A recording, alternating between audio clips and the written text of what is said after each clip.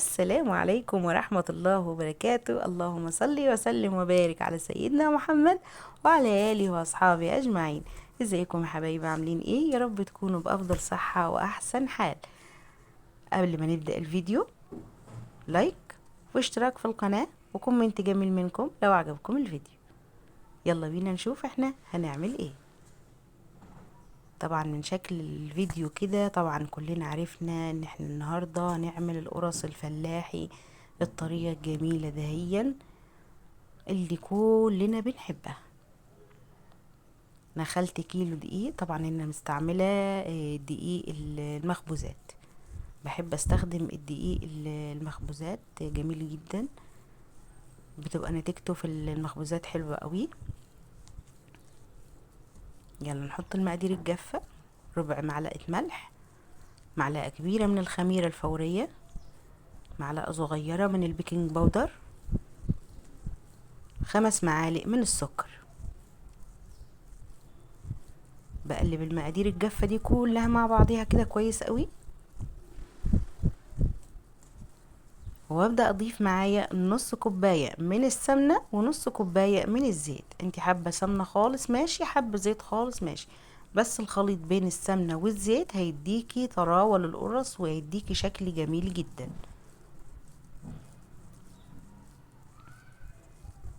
ببدأ افرك الدقيق والسمنة والزيت على ايديا عشان ادخل السمنة والزيت في كل حباية دقيق قدامي، عشان كله يبقى سوا واحد مع بعضي، ما تبقاش حتة فيها وحتة ما فيهاش.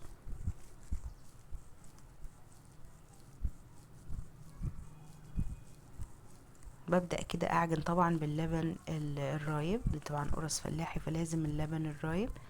اهو حطيت كوبايتين من اللبن وبقلبهم كويس وببدأ اعجن فيهم واخد ودي في العجينة على قد ما اقدر. المخبوزات يا جماعة ويعني عجن يعني خدمة في العجين، اخدم العجين بتاعتي كويس هاخد منها نتيجة جميلة.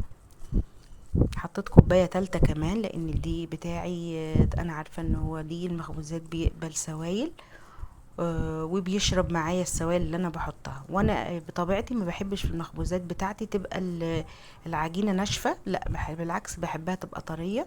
كل ما تكون قطرة العجينة معاكي طرية شوية بتديكي نتيجة افضل.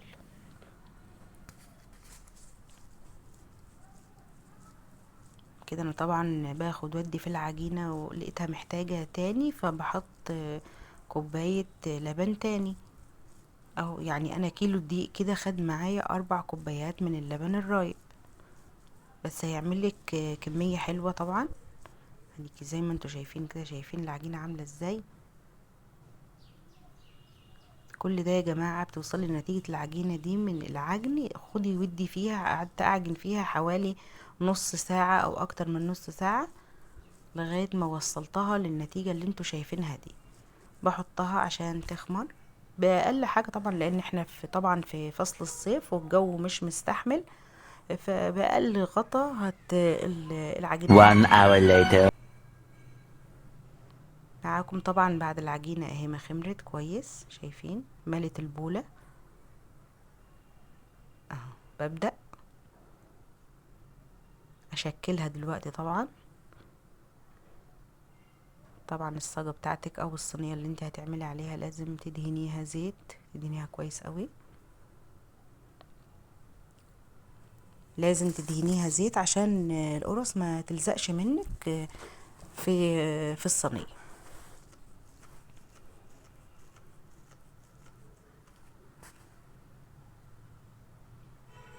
كده انا طبعا خلصت دهن الصواني اهو.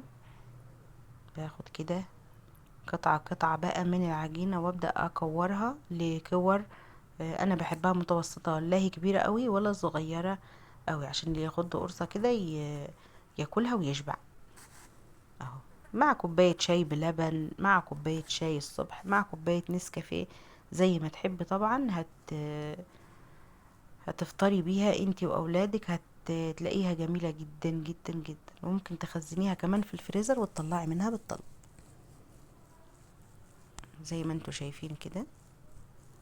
طبعا لو انتوا معايا لغاية دلوقتي في الفيديو ما تنسوش الاشتراك واللايك والكومنتات الجميلة بتاعتكم اللي بتسعدني كتير.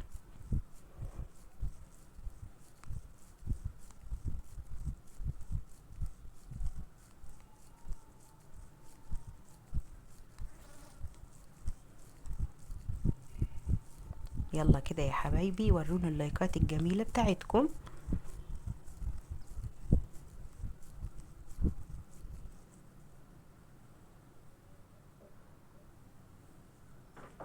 شايفين كده انا كورت العجينة كلها او قسمتها لكور صغيرة.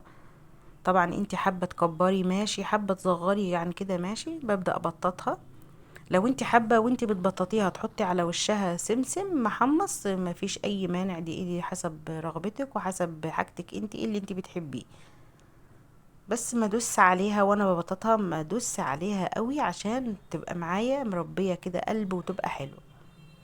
هتربي معاكي قلب، ما تدوسيش عليها جامد وتبططيها قوي. مش لازم ابرشها في الصينية وادوس عليها قوي، ما تقليش ايدك قوي.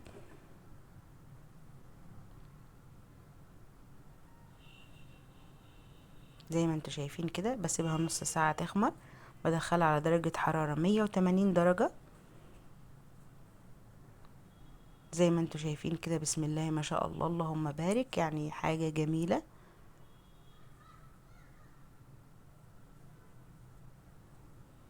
شايفين شايفين الحلاوة والجمال والطراوة عاملة ازاي. اللهم صل وسلم وبارك على سيدنا محمد. شايفين يا جماعة عاملة ازاي؟ شايفين الحلاوة؟ ما اقولكوش كان طعمها رهيب وجميل جدا. مش هتقدري تقاوميه. جربيها وهتعجبك. وما تنسيش اللايك والاشتراك وكومنتاتكم الجميلة. والسلام عليكم ورحمة الله وبركاته.